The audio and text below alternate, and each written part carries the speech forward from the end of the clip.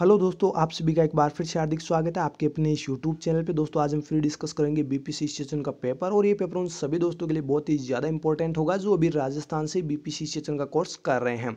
आप सभी को पता होगा राजस्थान में बीपीसी स्टेशन के एग्जाम डेट डिक्लेयर हो चुकी है। 25 फरवरी को दोनों ही एग्जाम होगी, चाहे BNS 041 हो, BNS 042 हो, दोनों ही एग्जाम 25 फरवरी को होगी। जो आज हम फिर जो पेपर डिस्कस कर रहे हैं ये BNS 041 से सब्जेक्ट कोड है, सब्जेक्ट नेम है फाउंडेशन ऑफ कम्युनिटी हेल्थ, जो अभी हम डिस्कस करने वाले हैं। दोस्तों आपको वीडियो तो लास्ट तक देखनी ही देखनी है, साथ ही वीडियो को लाइक करके अपने फ्रेंड्स को भी शेयर कर देनी है ताकि वो भी बीपीसी सेशन की तैयारी कर सके और उन्हें भी पता चल सके कि किस टाइप के एमसीक्यूज बीपीसी सेशन की प्रीवियस एग्जाम्स में पूछे गए हैं। तो चलिए स्टार्ट करते हैं। स्टार्ट करने से पहले दोस्तों आप सभी से रिक्वेस्ट है, अगर आप हमारे चैनल पे पहली बार आ रहे हैं तो प्लीज़ आप चैनल को सब्सक्राइब करके बेल आइकन बटन को प्रेस जरूर करें ताकि आपको नेक्स्ट पेपर की अपडेट जल्दी से मिल सके। तो चलिए स्टार्ट करते हैं। यहाँ पे कुछ इंस्ट्रक्शंस दिए हुए हैं जो आप अच्छे से पढ़ लेना जब भी आपका एग्जाम हो। यहाँ पे हम डायरेक्टली बात करेंगे क्वेश्चंस की। यहाँ पे देखिए बहुत ही अच्छा क्वेश्चन पूछा गया। पहला क्वेश्चन देखिए, Bhore committee had all the features except. यहाँ पे आपको पूछा गया है कि जो बोर कमेटी है उसके सभी क्या है फीचर्स है, एक को छोड़कर सभी क्या है फीचर है। तो यहाँ पे जो आपको करेक्ट आंसर करना हो क्या करना, option fourth, survey of existing financial condition. यहाँ पे एक वर्ड की वजह से ये ऑप्शन एक्सेप्ट में गया है। अगर यहाँ पे फाइनेंशियल की जगह हेल्थ लिखा होता तो ये भी क्या होता, बोर कमेटी का फीचर होता। बाकी जो ऑप्शन आपको दिए गए, integration of preventive services at all levels, social orientation of medical practices, basis of health planning in India, ये सभी क्या है बोर कमेटी के फीचर्स है। लेकिन यहाँ पे फाइनेंशियल वर्ड देने की वजह से ये क्या नहीं है, फीचर नहीं है। अगर यहाँ पे वर्ड दिया होता हेल्थ, क्या हेल्थ दिया होता तो ये भी क्या होता है, इसका फीचर होता। तो दोस्तों आपको कैसे भी क्वेश्चन पूछा जा सकता है। आप अच्छे से इन जो फीचर्स यहाँ पे बोर कमेटी के दिए गए हैं इनको अच्छे से आप याद कर लेना। और जो बोर कमेटी है वो 1943 में बनी थी, ये भी आप अच्छे से याद कर लेना क्योंकि यहाँ से भी क्वेश्चन पूछे जाते हैं। नेक्स्ट क्वेश्चन देखिए, subjective sense of feeling unwell refers to. Subjective sense of feeling unwell, ये मैंने आपको यूनिट वाइज एमसीक्यूज के अंदर अच्छे से समझाया है। चाहे सिकनेस हो, चाहे इलनेस हो, चाहे डिजीज हो, चाहे डिसेबिलिटी हो, सभी को मैंने अच्छे से एक्सप्लेन किया है। तो आप यूनिट वाइज एमसीक्यूज जो आपको प्रोवाइड किए गए हैं एमसीक्यूज, उनको आप अच्छे से देखें, उनको अच्छे से समझें और उनको याद कर ले। यहाँ पर जो आपको करेक्ट आंसर करना हो क्या करना, ऑप्शन सेकंड, इलनेस। और यहाँ से एक क्वेश्चन पहले भी पूछा जा चुका है जो मैंने आपको प्रीवियस पेपर के अंदर बताया था। नेक्स्ट क्वेश्चन देखिए, case finding pertains to. Case finding जो है वो किस टाइप के प्रिवेंशन के अंदर इंक्लूड किया गया है या फिर किस टाइप के प्रिवेंशन के अंदर अंतर्गत आता है। यहाँ पर जो आपको करेक्ट आंसर करना हो क्या करना, ऑप्शन सेकंड, सेकेंडरी प्रिवेंशन। देखिए सेकेंडरी प्रिवेंशन को लेकर कुछ क्वेश्चंस और भी बनते हैं, जैसे early diagnosis and early treatment किस टाइप के लेवल जो प्रिवेंशन के लेवल में आता है। तो आपको फिर यहाँ पर भी आंसर में क्या करना होगा, आपको सेकेंडरी प्रिवेंशन। अगर आपको बोले स्क्रीनिंग टेस्ट जो है वो किस लेवल के प्रिवेंशन में आता है तो भी आपको आंसर में क्या करना है, सेकेंडरी प्रिवेंशन। अगर आपको बोले केस फाइंडिंग तो भी आपको आंसर क्या करना है, सेकेंडरी प्रिवेंशन। अगर आपको पूछे specific protection and health promotion तो फिर आपको आंसर में क्या करना है, प्राइमरी प्रिवेंशन। अगर आपको पूछ रहे कि रिहेबिलिटेशन केयर या फिर डिसेबिलिटी केयर प्रोवाइड कर रहे हैं तो ये किस टाइप के प्रिवेंशन के अंतर्गत आता है, तो यहाँ पर फिर आपको आंसर में क्या करना है, टर्सरी प्रिवेंशन। तो ये मैंने आपको अच्छे से पहले जो यूनिट वाइज एमसीक्यूज है उनमें भी समझा दिया है और आज फिर बता रहा हूँ। तो यहाँ से कोई भी क्वेश्चन बन सकता है, सभी क्वेश्चंस के एमसीक्यूज जो भी बनते हैं वो मैंने आपको बता दिए। फिर भी आपको कोई डाउट हो तो आप हमें कमेंट करके पूछ सकते हैं। देखिए नेक्स्ट क्वेश्चन बहुत ही अच्छा क्वेश्चन है, a condition for onset of disease causation include agent host environment is. देखिए जो आपको यहाँ पे कुछ टर्म्स दी गई, मतलब एक कंडीशन आपको पूछी गई है, जैसे इंटरेक्शन, बैलेंस, प्रेजेंटेशन, इनिशिएशन। यहाँ पे जो टर्म आपको पूछी गई वो क्या पूछी गई है कि जो डिजीज कॉज करने वाले होते हैं, जैसे एजेंट हो गया, होस्ट हो गया एंड एनवायरमेंट, ये तीनों मिलकर क्या करते हैं, डिजीज कॉज करते हैं। और ये जो डिजीज कॉज करते हैं ये कंडीशन क्या कहलाती है, यानी कि ये तीनों मिलकर जो डिजीज कॉज करते हैं ये कंडीशन क्या कहलाती है। यहाँ पर जो आपको करेक्ट आंसर जो करना है वो क्या करना है, आपको ऑप्शन फर्स्ट, इंटरेक्शन। यानी ये तीनों जब इंटरेक्ट हो जाते हैं तो ये क्या करते हैं, डिजीज कॉज करते हैं और ये कंडीशन क्या कहलाती है, इंटरएक्शन। नेक्स्ट क्वेश्चन देखिए, national health programme, the national health programme providing PPT CT services is. बहुत ही अच्छा क्वेश्चन है। यहाँ पे आपको पूछा गया है कि जो नेशनल हेल्थ प्रोग्राम्स है उसमें कौन सा वो प्रोग्राम है जिसके अंतर्गत पीपीटी सीटी सर्विसेज प्रोवाइड की जाती है। यहाँ पर जो आपको करेक्ट आंसर करना है वो क्या करना है, option first, national AIDS control programme. बाकी ऑप्शंस आप पढ़ते रहना। यहाँ पर जो आपको करेक्ट आंसर करना है वो क्या करना है, नेशनल एड्स कंट्रोल प्रोग्राम। लेकिन आपको एक क्वेश्चन मैं भी यहाँ से पूछ लेता हूँ, पीपीटी सीटी का मतलब क्या होता है। होता है, क्योंकि पीपीटीसीटी का मतलब आपको पूछा जा सकता है आपके एग्जाम में। सो आप मुझे बताइए कि पीपीटीसीटी का मतलब होता क्या है। ये मैंने आपको बता दिया कि पीपीटीसीटी की जो सर्विसेज प्रोवाइड की जाती है वो नेशनल एड्स कंट्रोल प्रोग्राम के अंतर्गत प्रोवाइड की जाती है। लेकिन आपको बताना है पीपीटीसीटी का मतलब होता क्या है, यानी कि इसका जो फुल फॉर्म है वो आपको बताना है कमेंट करके। नेक्स्ट क्वेश्चन देखिए, बहुत ही अच्छा क्वेश्चन है। Primary health centre is the referral unit for days sub centre. दोस्तों यहाँ पर आपको जो करेक्ट आंसर करना है वो क्या करना है, ऑप्शन थर्ड 6, यानी कि जो एक पीएससी होता है यानी प्राइमरी हेल्थ सेंटर होता है उसके अंडर 6 सब सेंटर होते हैं। कितने सब सेंटर होते हैं, 6 सब सेंटर। तो सीधी सी बात है 6 जो सब सेंटर है उनकी जो रेफरल यूनिट होगी वो क्या होगी, पीएचसी। अगर आपको पूछे कि एक सीएचसी के अंडर कितने पीएचसी होते हैं, अगर पूछे आपको कि एक सीएचसी के अंदर कितने पीएचसी होते हैं तो फिर आपको आंसर में क्या करना है, 4। यानी कि यहाँ पे आपको वर्ड दे दे सीएचसी और यहाँ पे सब सेंटर की जगह वर्ड दे दे पीएचसी और question same as it is है, तो यहाँ पर फिर आपको आंसर में क्या करना है, 4। यानी कि 4 पीएचसी होते हैं जो जिनकी मतलब जो रेफरल यूनिट है वो क्या होती है, कम्युनिटी हेल्थ सेंटर सीएचसी। तो यहाँ पे 2-3 जो क्वेश्चंस बनते हैं वो मैंने आपको अच्छे से समझा दिए। यहाँ पर ध्यान रखना ऐसे क्वेश्चंस पूछे जा सकते हैं और ये पूछे हुए हैं। नेक्स्ट क्वेश्चन देखिए, assistant collector is incharge of. आपको पूछा गया है कि जो असिस्टेंट कलेक्टर होता है वो कहाँ का इंचार्ज होता है। यहाँ पर जो आपको करेक्ट आंसर करना हो क्या करना है, option fourth sub division. Sub division का जो इंचार्ज होता है वो कौन होता है, असिस्टेंट कलेक्टर। नेक्स्ट क्वेश्चन देखिए, यूजुअल और expected frequency of disease in a specific area और पॉपुलेशन इज टर्म्ड एज। यहाँ पे यूजुअल से आप नहीं समझ पाएंगे, लेकिन जो आगे जो आपको एक लाइन दी गई है इससे आप समझ जाएंगे कि ये कौन सी टर्म को इंडिकेट कर रहा है। देखिए, expected frequency of disease in a specific area and population, यानी कोई भी एक स्पेसिफिक डिजीज है या फिर एक कोई डिजीज कंडीशन है जो एक पर्टिकुलर एरिया के अंदर या फिर एक स्पेसिफिक पॉपुलेशन को ही क्या कर रही है, अफेक्ट कर रही है। तो इस टर्म को क्या कहते हैं, ये तो आप सभी को पता ही होगा, एंडेमिक। आपको यहाँ पे करेक्ट आंसर करना है। तो यहाँ पर जो एंडेमिक है यहाँ पर आपको करेक्ट आंसर करना है, यूजुअल दे दे चाहे एक्सपेक्टेड फ्रीक्वेंसी दे दे, आपको आंसर में क्या करना है, एंडेमिक। तो दोस्तों ऐसे क्वेश्चंस का आप जरूर ध्यान रखिए। नेक्स्ट क्वेश्चन, वैसे मैंने आपको स्पोरेडिक एपिडेमिक सभी की जो डेफिनेशंस है वो यूनिट वाइज एमसीक्यूज हम डिस्कस कर रहे थे उसमें आपको मिल जाएगी। नेक्स्ट क्वेश्चन देखिए, one of the following is a slow और मॉडर्न एपिडेमिक। बहुत ही अच्छा क्वेश्चन है और ये रिपीट हो सकता है। दोस्तों ये क्वेश्चन रिपीट हो सकता है, बहुत ही अच्छा क्वेश्चन है। निम्नलिखित में से एक जो है slow and modern epidemic condition है। यहाँ पे स्लो एंड मॉडर्न एपिडेमिक का एक आपको एग्जाम्पल बताना है। यहाँ पर जो आपको करेक्ट आंसर करना हो क्या करना है, ऑप्शन फोर्थ डायबिटीज। एंड जो एक ऑप्शन और आता है वो आता है स्ट्रोक। अगर आपको डायबिटीज ना देकर स्ट्रोक दे दे तो आपको आंसर में क्या करना है, फिर स्ट्रोक। यहाँ पे स्लो एंड मॉडर्न एपिडेमिक पूछा है तो आपको आंसर में करना है डायबिटीज। नेक्स्ट क्वेश्चन देखिए, sex ratio is particularly important for determining. Sex ratio जो होता है वो किसको डिटरमाइन करता है, ये आपको सिंपली पूछा गया। यहाँ पे जो आपको करेक्ट आंसर करना वो करना option second, number of females and males. कितने मेल पे कितनी फीमेल्स है इसको जो इंडिकेट करता है वो कौन करता है, सेक्स रेशियो। और यही आपको सिंपली पूछा गया है। नेक्स्ट क्वेश्चन देखिए, malaria surveillance is an example of. बहुत ही अच्छा क्वेश्चन है। जो मलेरिया सर्विलेंस है वो किस टाइप का एग्जाम्पल है, मलेरिया सर्विलेंस किस टाइप का एग्जाम्पल है। दोस्तों जब भी मलेरिया कम्युनिटी के अंदर स्प्रेड आउट होता है तो उसमें क्या करते हैं, होम टू होम सर्वे किए जाते हैं, होम टू होम सर्वे किए जाते हैं। तो यहाँ पे जो आपको करेक्ट आंसर करना हो क्या करना है, option first active surveillance. Active surveillance आपको यहाँ पे करेक्ट आंसर करना है। नेक्स्ट क्वेश्चन देखिए, a type of sampling technique used based on homogeneous group among population is. यहाँ पे सैम्पलिंग टेक्निक को लेकर क्वेश्चन पूछा गया कि किस टाइप की सैम्पलिंग टेक्निक के अंदर होमोजेनस ग्रुप को सेलेक्ट किया जाता है, फिर होमोजेनस ग्रुप्स के जो भी पॉपुलेशंस होती है उनको सेलेक्ट किया जाता है। यहाँ पर जो आपको करेक्ट आंसर करना हो क्या करना, option C stratified random sampling. Stratified random sampling के अंदर होमोजेनस ग्रुप ऑफ पॉपुलेशंस को सेलेक्ट किया जाता है। यहाँ पर आपको करेक्ट आंसर कर देना ऑप्शन थर्ड। नेक्स्ट क्वेश्चन देखिए, category second biomedical waste is to be discarded in. आपको यहाँ पे पूछा गया सिंपली कि जो कैटेगरी सेकंड के जो बायोमेडिकल वेस्ट होते हैं उनको किस बैग में डिस्कार्ड किया जाता है। यहाँ पर जो आपको करेक्ट आंसर करना हो क्या करना, ऑप्शन सेकंड रेड बैग। यहाँ पे कैटेगरी वाइज अगर आपको आगे जब भी क्वेश्चन पूछे तो यहाँ पे सेकंड कैटेगरी का पूछे तो आपको आंसर में क्या करना है, रेड बैग। चलिए मैं सभी कैटेगरीज के बता देता हूँ। जो येलो बैग है उसमें कैटेगरी फर्स्ट आती है, यानी कि कैटेगरी जो फर्स्ट के बायोमेडिकल वेस्ट होते हैं उनको डिस्कार्ड किया जाता है। सेकंड में जो रेड बैग है उनमें सेकंड कैटेगरी के, और जो व्हाइट बैग है उसमें थर्ड कैटेगरी।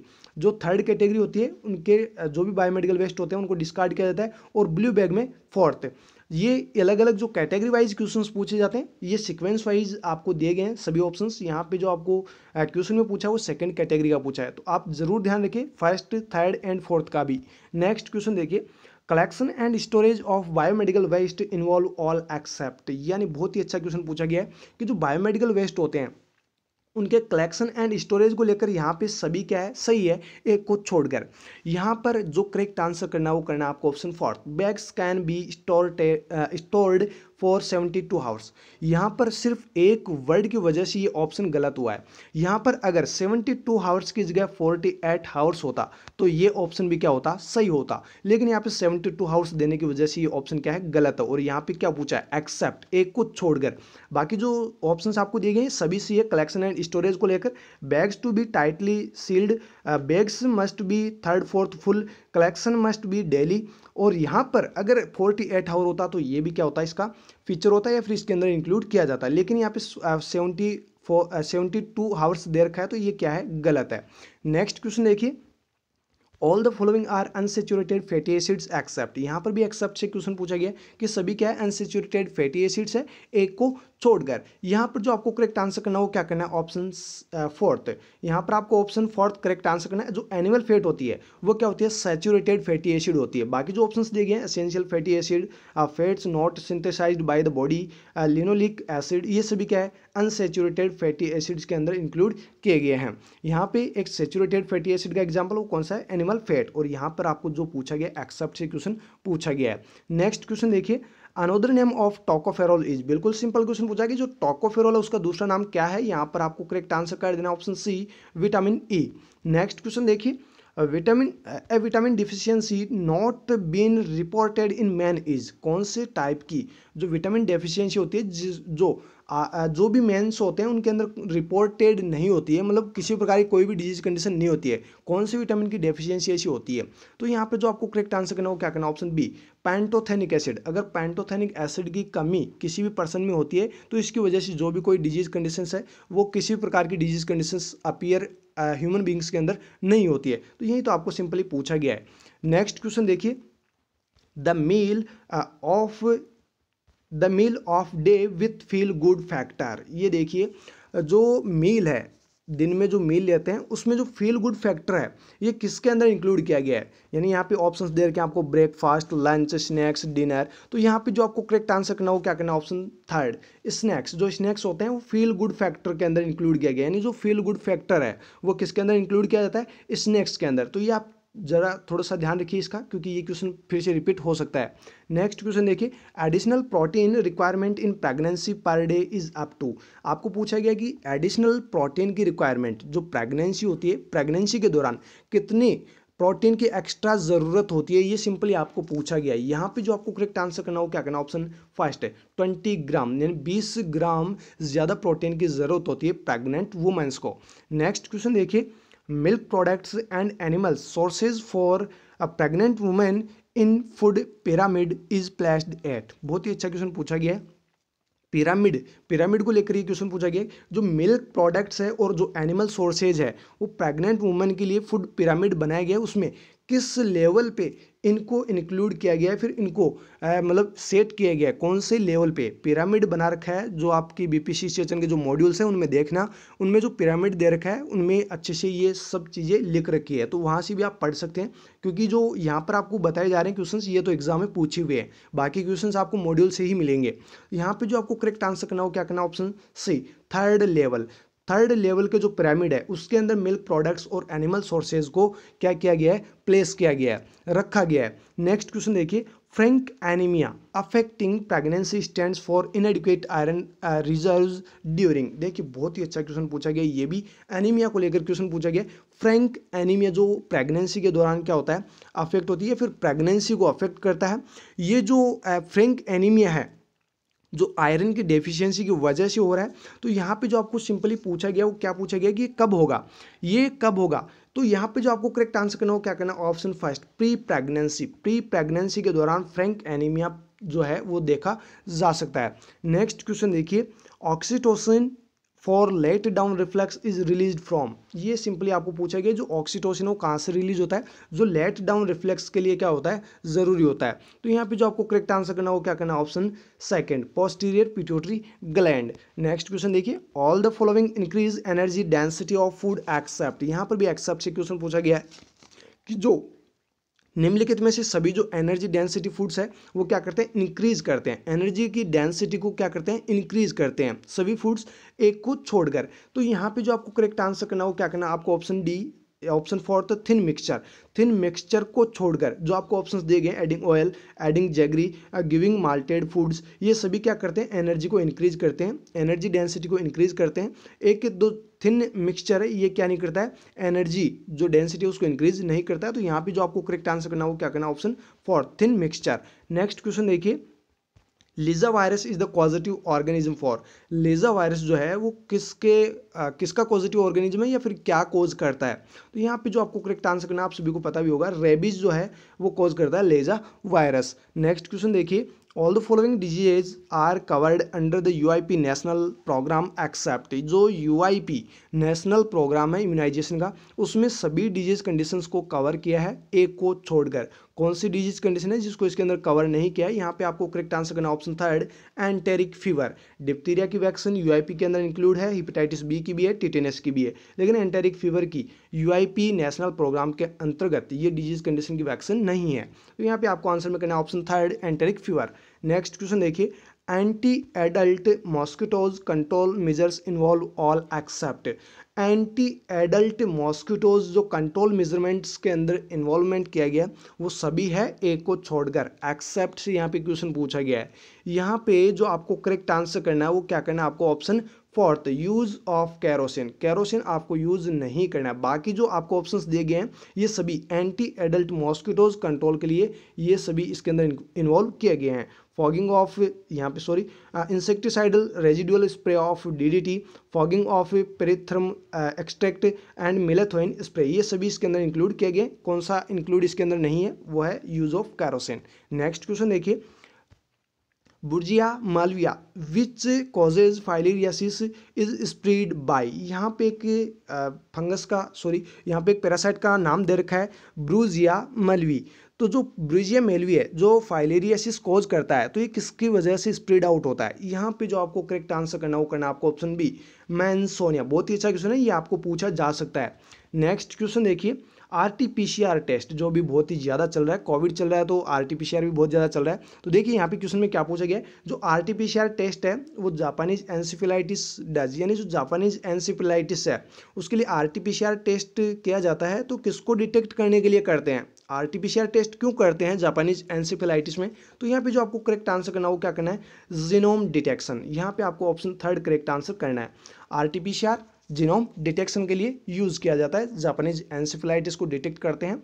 नेक्स्ट क्वेश्चन देखिए, millet seeds like shadows are seen in all parts of lungs in, देखिए जो मिलेट सीड्स लाइक शेडोज होते हैं वो लंग्स के ऑल पार्ट्स के अंदर देखने को मिलेंगे। ये कौन सी कंडीशन के अंदर ऐसा देखने को होता है या फिर ऐसा देखने को मिलता है। तो यहाँ पर जो आपको करेक्ट आंसर करना हो क्या करना, ऑप्शन सी, मिलियरी ट्यूबरकुलोसिस, यानी ट्यूबरकुलोसिस के भी अलग अलग पार्ट दे रखे हैं, आप मॉड्यूल्स को पढ़ना अच्छे से, उनके अंदर आपको मिलेंगे। तो जो millet seeds like shadows appear होंगे लंग्स में वो मिलियरी ट्यूबरकुलोसिस को इंडिकेट करेंगे। नेक्स्ट क्वेश्चन देखिए, earliest symptom of diphtheria is, बहुत ही अच्छा क्वेश्चन पूछा गया है कि जो डिप्थीरिया है उसका अर्लीस्ट सिम्टम होता क्या है। यहाँ पे जो आपको करेक्ट आंसर करना हो क्या करना, option first, sore throat. Diphtheria का अर्लीस्ट सिम्टम होता है सोर थ्रोट। नेक्स्ट क्वेश्चन देखिएगा, all the following are feature of tetanus except, सभी क्या है टिटेनस के फीचर्स है एक को छोड़कर। तो यहाँ पे जो आपको करेक्ट आंसर करना हो क्या करना, option second, transmit from person to person. Tetanus कभी भी पर्सन टू पर्सन ट्रांसमिट नहीं होता है। टिटेनस की वजह से माजिस्टर स्पाज्म होता है, ये एंडेमिक है इंडिया के अंदर, कैन अफेक्ट एनी एज, और ये सभी एज के पर्सनस को अफेक्ट कर सकती है। ये सभी तो क्या है फीचर है, और जो नहीं है वो कौन सा नहीं है, transmit from person to person, ये कभी भी पर्सन टू पर्सन ट्रांसमिट नहीं होती है। नेक्स्ट क्वेश्चन देखिए, all the following are feature of measles vaccine. Measles vaccine के क्या है, सभी फीचर है एक को छोड़कर। यहाँ पर भी एक्सेप्ट से क्वेश्चन पूछा गया है। तो यहाँ पर जो आपको करेक्ट आंसर करना हो क्या करना, option fourth, given in upper left arm. यहाँ पर जो ऑप्शन फोर्थ दिया गया है वो गलत है। देखिए ये जो मिजल्स वैक्सीन है ये लाइव एटेन्यूएटेड वायरल वैक्सीन है और इसको 2 से 8 डिग्री सेंटीग्रेड पे इसको स्टोर किया जा सकता है और ये सब क्यूटेनियसली दी जाती है। इसका रूट पूछे तो सब क्यूटेनियसली आपको बताना है। लेकिन अगर आपको पूछे कि कौन सी साइड पे, तो फिर आपको अपर राइट आर्म बताना है। यहाँ पर लेफ्ट आर्म लिख रखा है, आपको बताना है राइट आर्म। जो लेफ्ट आर्म है उसमें बीसीजी वैक्सीन लगाई जाती है। कौन सी वैक्सीन? बीसीजी वैक्सीन के लिए राइट आर्म जो अपर जो लेफ्ट आर्म है उसको यूज़ किया जाता है। लेकिन मिजल्स की वैक्सीन जो है वो अपर राइट आर्म में लगती है। ओके, नेक्स्ट क्वेश्चन देखिए, cancer arising from embryonic tissues are termed as. बहुत ही अच्छा क्वेश्चन है कि अगर जो एम्ब्रियोनिक टिश्यूज है उनके अंदर कैंसर स्प्रेड आउट हो जाए तो इस टर्म को क्या कहेंगे? दोस्तों यहाँ पे आपको करेक्ट आंसर करना ऑप्शन फोर्थ, ब्लास्टोमा। ब्लास्टोमा का मतलब होता है कि जो एम्ब्रियोनिक टिश्यूज है उसमें जो है कैंसर स्प्रेड आउट हो रही है, यानी कि कैंसर किस में हुई है? एम्ब्रियोनिक टिश्यूज में, उस टर्म को बोलेंगे ब्लास्टोमा।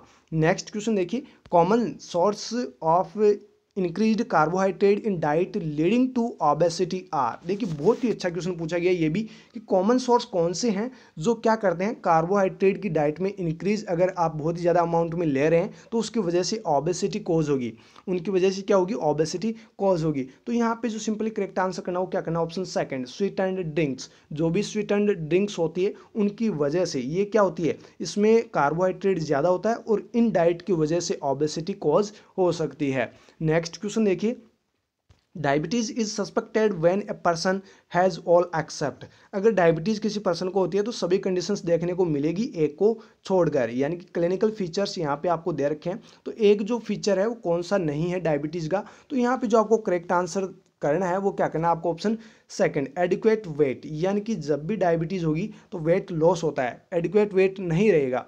यहाँ पर देखिए नॉन वुंड हीलिंग, अगर डायबिटीज किसी पर्सन को होता है तो जब उसमें वुंड्स क्रिएट होता है तो वो वुंड जो है वो अच्छे से हील नहीं हो पाता है। ट्यूबरकुलोसिस उस पर्सन में हो सकती है, फिर ट्यूबरकुलोसिस के पेशेंट्स में डायबिटीज़ होने के ज़्यादा चांसेज होते हैं। फ्रिक्वेंट इन्फेक्शंस, और ये जो भी डायबिटीज़ के पर्सनस होते हैं वो बहुत ज़्यादा इन्फेक्टेड होते हैं, यानी बार बार वो क्या होते हैं, इन्फेक्शन उनके अंदर कोज हो जाता है। नेक्स्ट जो क्वेश्चन है वो आप देखिए, बहुत ही अच्छा क्वेश्चन है।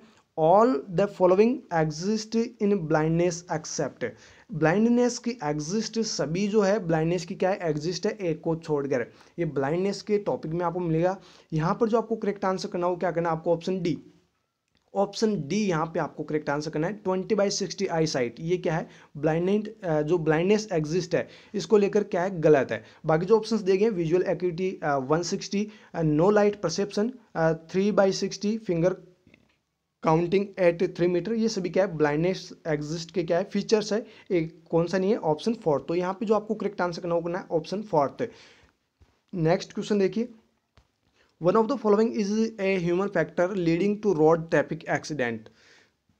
देखिए यहाँ पे रोड ट्रैफिक एक्सीडेंट यानी RTA, शॉर्ट फॉर्म में भी आपको ये क्वेश्चन पूछा जा सकता है। आपको पूछा गया कि जो रोड ट्रैफिक एक्सीडेंट है उसका कॉज आपको बताना है ह्यूमन फैक्टर के अंदर। एक तो ह्यूमन फैक्टर्स होते हैं, एक होता है एनवायरमेंटल फैक्टर, लेकिन यहाँ पे 3 तो एनवायरमेंटल फैक्टर का एग्जाम्पल है, एक है ह्यूमन फैक्टर का एग्जाम्पल, और वो जो ह्यूमन फैक्टर का एग्जाम्पल है वहीं आपको यहाँ पे बताना है। दोस्तों यहाँ पे जो आपको करेक्ट आंसर करना हो क्या करना? Option fourth, impulsiveness. Impulsiveness human factor है।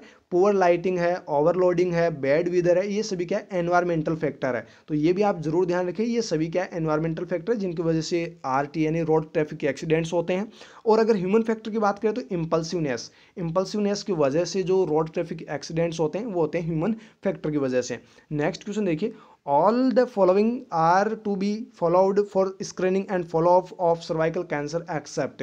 यहाँ पर भी एक्सेप्ट से क्वेश्चन पूछा गया है। यहाँ पर पूछा गया followed for screening of and follow up of cervical cancer, नहीं जो सर्वाइकल कैंसर है उसके लिए स्क्रीनिंग और फॉलोअप के लिए सभी यहाँ पे सही है, एक को छोड़कर।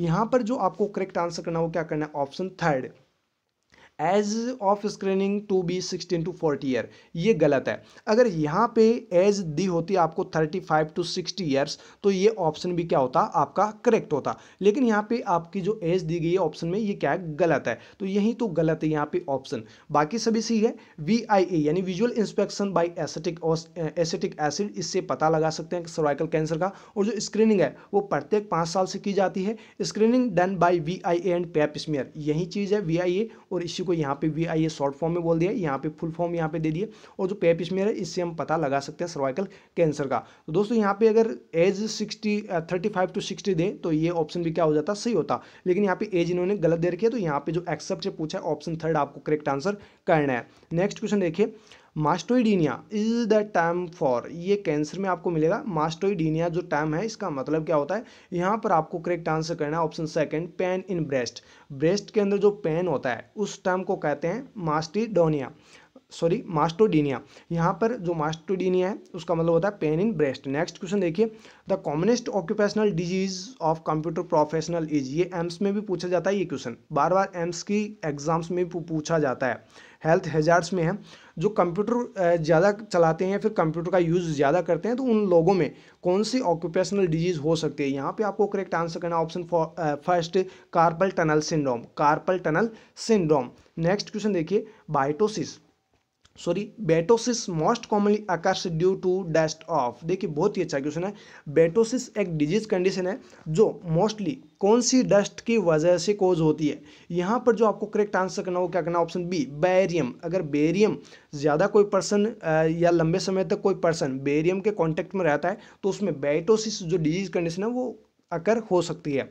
नेक्स्ट क्वेश्चन देखिएगा, specific protection major against occupational disease include all accept. देखिए जो स्पेसिफिक प्रोटेक्शन यूज़ किए जाते हैं ऑक्यूपेशनल डिजीज के खिलाफ वो सभी यूज़ किए जाते हैं एक को छोड़कर। यहाँ पर भी एक्सेप्ट से क्वेश्चन पूछा गया है। यहाँ पर जो आपको करेक्ट आंसर करना है वो क्या करना है, यहाँ पर आपको करेक्ट आंसर करना है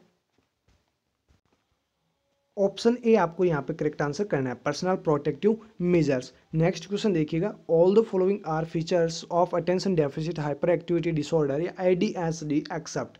यहाँ पे जो ADHD डिजीज कंडीशन है उसके सभी क्या है, फीचर्स है एक को छोड़कर। यहाँ पर जो आपको करेक्ट आंसर करना है वो क्या करना है, option fourth, reported more in girls than boys. लेकिन ये गलत है, यानी कि यहाँ पे अगर गर्ल्स लास्ट में होता बॉयज पहले होता, यहाँ पर होता बॉयज, यहाँ पे होता गर्ल्स, तो ये क्या होता, ये भी जो ADHD उसका फीचर हो जाता। बाकी जो ऑप्शंस आपको यहाँ पे दिए गए हैं, child is less attentive in class, impulsiveness, interrupt convergence frequently, सभी क्या है ADHD के क्या है, फीचर्स है। जो ऑप्शन फोर्थ है ये क्या नहीं है, फीचर नहीं है। नेक्स्ट क्वेश्चन देखिएगा, schizophrenia is characterised by all except. जो स्किजोफ्रेनिया उसके सभी क्या है, करेक्टरिस्टिक है एक को छोड़कर। यहाँ पर जो आपको करेक्ट आंसर करना हो क्या करना, ऑप्शन फोर्थ, फ्लैशबैक। फ्लैशबैक में कभी भी स्किजोफ्रेनिया का पेशेंट नहीं जाता है। डिल्यूजन उसमें होगा, हेलुसिनेशन भी होगा और डिसऑर्गेनाइज्ड थॉट्स भी उसके जो माइंड उसके अंदर अकर होंगे, लेकिन फ्लैशबैक में कभी भी नहीं जाएगा।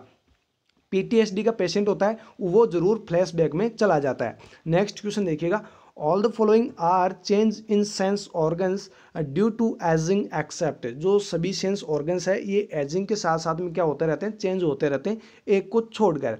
तो यहाँ पे जो आपको करेक्ट आंसर करना हो क्या करना, ऑप्शन फोर्थ है, इंक्रीज स्मेल। जो स्मेल है वो भी क्या हो जाती है, डिक्रीज हो जाती है एज के साथ साथ। बाकी जो ऑप्शंस दिए हुए ये जो सेंस ऑर्गन है ये एजिंग के साथ साथ चेंज हो जाते हैं। हियरिंग इंपेयरमेंट आएगा, टेस्ट जो है वो डिक्रीज हो जाएगा, और प्रेस बायोपिया, ये कंडीशंस जो है एजिंग जो एल्डरली पर्सनस होते हैं उनके अंदर ये मोस्टली देखने को मिलती है। स्मेल भी स्मेल का पता भी उनको कम चलने लग जाएगा, यानी कि वो ज़्यादा उनको स्मेल का पता नहीं चलेगा, तो ये भी क्या होगी, डिक्रीज होगी, इंक्रीज नहीं होगी।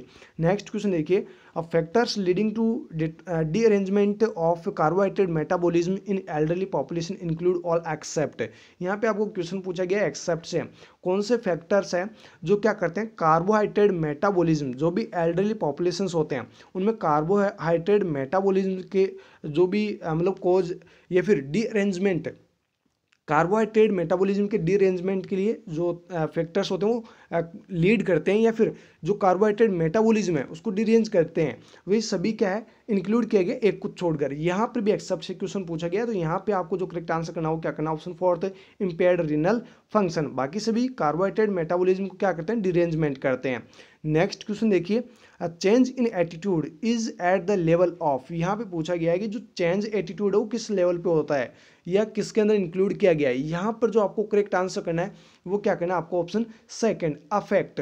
अफेक्ट जो अफेक्टिव जो लेवल है उसके अंदर एटीट्यूड जो है वो चेंज होता है, और कॉग्निशन जो है इसके अंदर क्या होता है, नॉलेज, ध्यान रखना, नॉलेज कॉग्निशन में होता है, साइकोमोटार में होता है प्रैक्टिस। यहाँ पे ऑप्शन दिया हुआ है साइकोमोटार का, तो जो साइकोमोटार है उसमें प्रैक्टिस इंक्लूड की गई है, कॉग्निशन में नॉलेज, और अफेक्टिव में एटीट्यूड को इसके अंदर इंक्लूड किया गया। नेक्स्ट क्वेश्चन देखिए, सॉरी छोटा हो गया। नेक्स्ट क्वेश्चन देखिए, one opinion of how serious a condition and its consequence are is termed as. जो एक ओपिनियन होते हैं वो मोस्टली सीरियस कंडीशंस कॉज करते हैं। जो एक ओपिनियन है वो कैसे जो कंडीशंस है उसको सीरियस करता है, फिर कैसे कंसिक्वेंस करता है, ये अलग अलग टर्म जो है वो आपको एक जो आपके मॉड्यूल्स है उनके अंदर मिल जाएंगी। Perceived severity, perceived benefit, perceived barrier, सभी आपको एग्जांपल या फिर इनकी डेफिनेशंस जो है वो एक आपको मॉड्यूल्स के अंदर मिल जाएगी ब्रैकेट के अंदर। तो यहाँ पे जो आपको करेक्ट आंसर करना वो क्या करना, आपको ऑप्शन बी परसीव्ड बेनिफिट। यहाँ पे जो आपको यहाँ पे आपको करेक्ट आंसर करना ऑप्शन फर्स्ट परसीव्ड सिवियरिटी। ये जो डेफिनेशन दी गई है ये परसीव्ड सिवियरिटी की डेफिनेशन है। नेक्स्ट क्वेश्चन देखिए, rational appeal is behaviour change leading to. यहाँ पे बहुत ही अच्छा क्वेश्चन पूछा गया, रैशनल अपील। अपील से अगर कोई भी क्वेश्चन पूछा जाए तो आपको आंसर में क्या करना है, ऑप्शन थर्ड मोटिवेशन। जैसे रैशनल अपील है, लेग एंड लो अपील है, तो इस प्रकार के जो भी ऑप्शंस होते हैं वो आपको करेक्ट आंसर में क्या करना है, फिर मोटिवेशन। ये बिहेवियर चेंज की टेक्निक है मोटिवेशन, जिसके अंदर रैशनल अपील इसका क्या है, एग्जाम्पल है। नेक्स्ट क्वेश्चन देखिए, all the following are feature of weekly work calendar except. यहाँ पे सभी क्या है, वीकली वर्क कैलेंडर के फीचर है एक को छोड़कर। यहाँ पे जो आपको करेक्ट आंसर करना हो क्या करना, option third superior need not monitor. लेकिन जो सुपीरियर होता है उसको जरूरत होती है मॉनिटर करने की। यहाँ पे नॉट मॉनिटर लिखा है तो ये क्या है, गलत है। बाकी जो ऑप्शन आपको दिए गए ये क्या है, वीकली वर्क कैलेंडर के फीचर है। नेक्स्ट क्वेश्चन देखिए, one of the following is not the role of ASHA. यहाँ पर आपको पूछा गया है कि एक निम्नलिखित में से कौन सा एक आशा का रोल नहीं है। तो यहाँ पे जो आपको करेक्ट आंसर करना हो क्या करना, option fourth maintain well baby clinic. Option fourth आपको यहाँ पे करेक्ट आंसर करना। बाकी जो ऑप्शंस दिए हुए हैं वो क्या है, जो आशा है उसकी क्या है, रोल है। यहाँ पर आपको ऑप्शन फोर्थ करेक्ट आंसर करना। नेक्स्ट क्वेश्चन देखिए, all the following are features of team work except. सभी क्या है, टीम वर्क के फीचर्स है एक को छोड़कर। यहाँ पर आपको करेक्ट आंसर करना option C decision are taken by team leader. ये क्या है, एक गलत है, टीम वर्क के फीचर को लेकर बाकी सभी ऑप्शंस क्या है, टीम वर्क के फीचर है। नेक्स्ट क्वेश्चन देखिए, one among the following is the most successful leader. यानी निम्नलिखित में कौन सा है जो मोस्ट सक्सेसफुल लीडर है। यानी कि आपने अलग अलग लीडरशिप पढ़ी होगी, लीडर्स के नाम भी आपने सुने होंगे, जैसे डेमोक्रेटिक है, ऑथोरिटेरियन है, लेस फेयर है। तो यहाँ पर जो आपको करेक्ट आंसर करना है वो क्या करना है, आपको ऑप्शन बी डेमोक्रेटिक। जो डेमोक्रेटिक लीडर होते हैं वो क्या होते हैं, मोस्ट सक्सेसफुल लीडर होते हैं। नेक्स्ट यहाँ पे क्वेश्चन देखिए, बहुत ही अच्छा क्वेश्चन है, all of the following are the characteristic of manager. सभी क्या है, मैनेजर के कैरेक्टरिस्टिक है एक को छोड़कर। बहुत सारे एक्सेप्ट से क्वेश्चन यहाँ पे पूछे गए हैं। यहाँ पर आपको करेक्ट आंसर करना ऑप्शन फोर्थ एडवोकेट। जो मैनेजर है उसका एक कैरेक्टरिस्टिक नहीं है, कौन सा नहीं है, एडवोकेट। बाकी सभी क्या है इसके करेक्टरिस्टिक है, किसके, मैनेजर के। नेक्स्ट क्वेश्चन देखिए, one of the following is not the affective behaviour to improve performance. यहाँ पर भी क्या पूछा है, एक्सेप्ट से क्वेश्चन पूछ लो चाहे नोट लगाकर क्वेश्चन पूछ लो, कहने का मतलब वही है। निम्नलिखित में कौन सा एक इफेक्टिव बिहेवियर या फिर इंप्रूव परफॉर्मेंस का क्या नहीं है, जो आपको मतलब इम्प्रूव जो परफॉर्मेंस हो रहा है उसको इफेक्टिव बिहेवियर को लेकर जो इम्प्रूव होता है परफॉर्मेंस वो नहीं है, बाकी सभी है। तो यहाँ पे जो आपको करेक्ट आंसर करना हो क्या करना, option B facilitative not fault finding. बाकी praise work, analyse problem, raise problem first, ये क्या करते हैं, परफॉर्मेंस को इम्प्रूव करते हैं। नेक्स्ट क्वेश्चन देखिए, all of the following records are available in sub centre accept. यानी जो रिकॉर्ड यहाँ पे दिखाए गए हैं सभी सब सेंटर पे अवेलेबल होते हैं एक को छोड़कर। यहाँ पे आपको करेक्ट आंसर करना ऑप्शन थर्ड MTP रजिस्टर। ये होता है PHC पे और CHC पे। Birth death register, drug register and जो एपिडेमिक रजिस्टर है, ये तीनों रजिस्टर जो है वो सब सेंटर पे अवेलेबल होते हैं। नेक्स्ट क्वेश्चन देखिए, इन state aggregated report the completion level, completion level. यहाँ पे लेवल को लेकर यहाँ पे अलग अलग क्वेश्चंस पूछे जा सकते हैं। मैं आपको बता देता हूँ तीनों ही। स्टेट एग्रीगेटेड रिपोर्ट की बात करें कंप्लीशन की, तो फिर आपको आंसर में करना है option third level. Third level आपको यहाँ पे क्या करना है, करेक्ट आंसर करना है। अगर आपको पूछे ब्लॉक लेवल की रिपोर्ट तो फिर आपको आंसर करना है फर्स्ट लेवल, और अगर आपको पूछे डिस्ट्रिक्ट लेवल रिपोर्ट तो फिर आपको आंसर में क्या करना है, सेकंड लेवल। तो ये आप ध्यान रखें। नेक्स्ट क्वेश्चन देखिए, immunisation coverage is stated to be. यानी जो इम्यूनाइजेशन कवरेज है उसका एक फॉर्मूला दे रखा है आपको, कौन सा सही है। यहाँ पर आपको आंसर में करना है option second, number of 9 to 11 month all children fully immunized upon a total number of children in same age group into 100। तो ये क्या है, इम्यूनाइजेशन कवरेज का क्या है, फॉर्मूला है। नेक्स्ट क्वेश्चन देखिएगा, all the following are the guideline regarding use of sub centre funds under NHM accept.